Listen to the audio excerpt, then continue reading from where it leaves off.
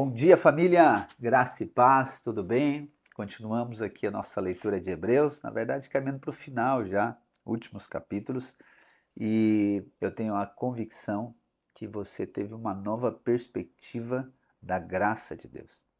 E hoje, então, a nossa leitura é Hebreus capítulo 10 e capítulo 11. E aí, a gente pode dizer aqui que o escritor ele está conduzindo para um final, ok? Talvez, podemos dizer que é um ápice? Podemos, né? Porque Hebreus 11 Hebreus 11, 12, talvez é um ápice do livro de Hebreus, né? Na verdade, todo ele, mas enfim, né? Ou seja, quanto a personagens, né? Hebreus 11 é muito conhecido, né?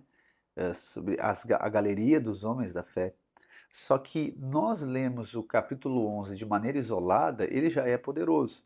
Só que quando nós lemos o capítulo 11 agora, nessa sequência de entendimento do que o escritor está falando, gente, é muito mais poderoso. Porque no capítulo 10 ele vai falar o quê? No capítulo 10 ele está falando sobre o sacrifício perfeito de Cristo, né? Cristo é o tema fundamental, né? É o tema fundamento do livro. Só que ele está falando que agora o sacrifício de Cristo ele é definitivo, ele é perfeito, ponto. Que aqueles sacrifícios lá de trás, eles eram uma sombra do sacrifício de Cristo, só que o sacrifício de Cristo é perfeito. Então, quando é feito sacrifícios ainda para Deus, né, ou seja, de animais, aquela coisa toda, aquele sacrifício, eles lembram do pecado. Só que o sacrifício de Cristo vai conduzir ao perdão. O sacrifício de Cristo relembra do perdão, daquilo que nós recebemos. Por quê? Porque a antiga aliança ela passou, ela ficou para trás, agora é a nova aliança. Então, nessa nova aliança, nós estamos convictos do perdão de Deus. Porque o sacrifício era para perdão. Tendo perdão, eu posso ser aceito. Se tenho perdão de pecado, logo eu não tenho mais pecado, agora Deus pode me aceitar. Só que se já foi resolvido em Cristo agora, eu já fui perdoado, e a nova aliança diz, né, dos pecados eu não me lembrarei mais, das suas atitudes eu não me lembrarei mais. Logo, não há uma necessidade de sacrifício agora. Então aqui nós entramos num outro nível, ou melhor, numa outra perspectiva de vida. Nós não temos mais necessidade de sacrifício para ser perdoado, para ser aceito. Não, em Cristo isso já foi resolvido. Essa é a nova aliança. Então a nova aliança, ela não nos retrocede, a nova aliança agora nos impulsiona para frente.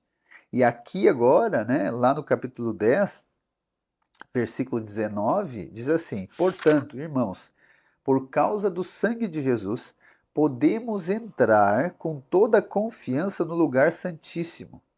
Por sua morte, Jesus abriu um caminho novo e vivo, através da cortina que leva ao lugar santíssimo. E uma vez que temos um sumo sacerdote que governa sobre a casa de Deus, entremos com o coração sincero e plena convicção, pois nossa consciência culpada foi purificada e nosso corpo lavado com água pura. Olha só, irmãos. Então, esse aqui é o resultado da revelação do sacrifício de Cristo. Entrarmos agora com o coração sincero e plena confiança, porque a nossa consciência culpada foi purificada. Por quê? O pecado, ele traz essa consciência de pecador. Só que por conta do sacrifício de Jesus, agora nós não chegamos diante de Deus com esse medo. Esse é o resultado. A consciência de pecado, ela traz o medo. Será que Deus não lembra daquilo que eu fiz?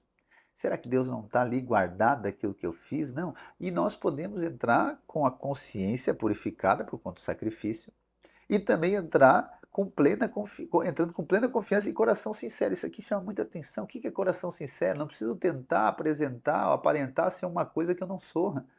Eu agora sou quem eu sou.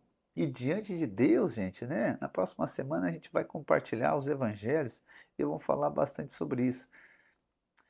Eu posso chegar diante de Deus com o coração sincero. Quando nós falamos que nós somos justificados, irmãos, justificados está ligado sim com a nova vida.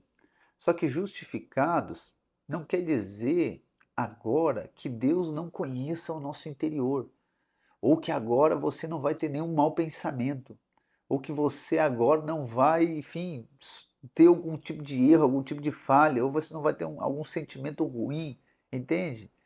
Gente, nós precisamos chegar diante de Deus com o coração sincero, porque às vezes, né, eu e você temos o coração sincero, presta bem atenção nisso.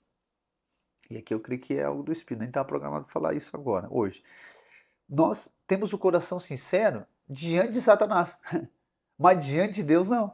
Então, diante de Satanás, Satanás vai lá, aponta o seu pecado, ele aponta o seu erro, você diz, é verdade, eu sou falho, eu erro. Ah, que coisa séria, eu sou assim.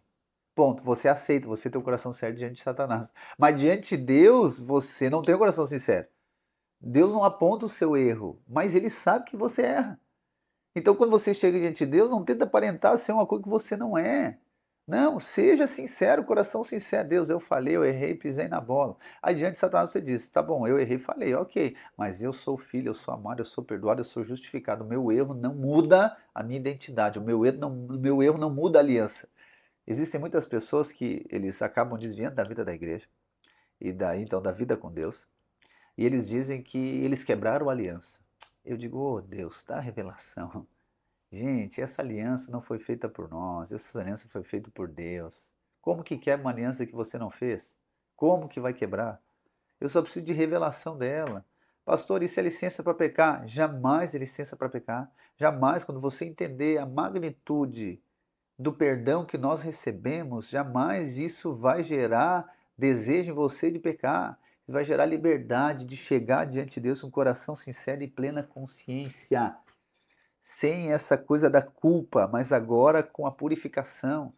A culpa, ela não, talvez não seja a principal limitação, mas a repreensão da culpa. Entende? A repreensão da culpa, ou seja, eu chego diante de Deus culpado.